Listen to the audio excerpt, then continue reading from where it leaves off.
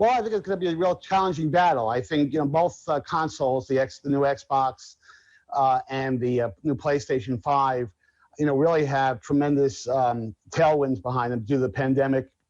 If I had to give a bit of an edge, I'd probably give it to Microsoft, simply because they have a better backward compatibility story.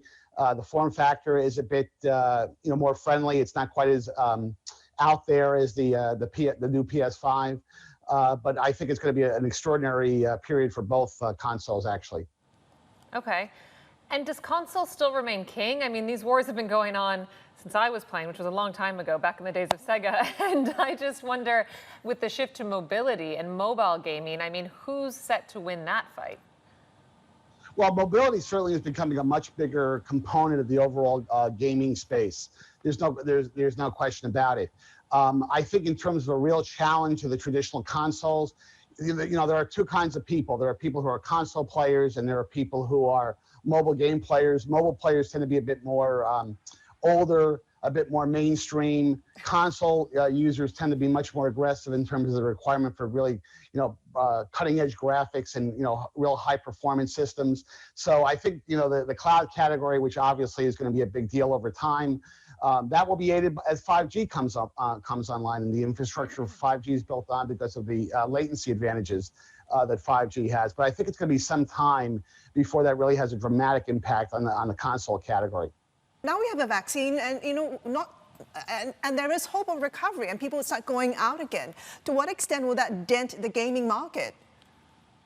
Oh, I think, gaming, first of all, specifically to the new consoles coming out in the gaming category in general, the gaming category in general has been a very hot category for several years.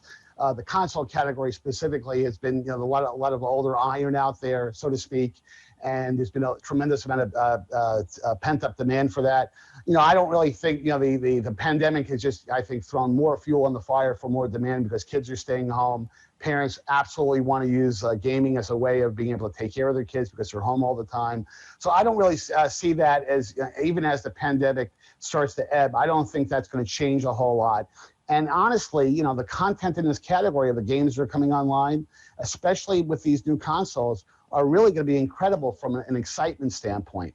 Microsoft has made a major investment in studios. That's going to start to pay big results over the next 12 months or so as new fresh content comes out, because that's really the name of the game in the gaming category. So I don't see that changing.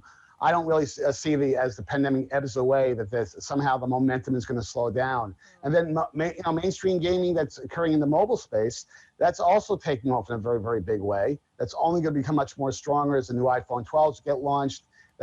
Apple has a service called Arcade, which is very, very popular and will grow in popularity. But that appeals to a much more mainstream and I wouldn't say elderly, that's probably a little bit unkind because I don't want to hurt your feelings. But at the same time, it appeals to a different type of person who's really playing Assassin's Creed on the Xbox, for example.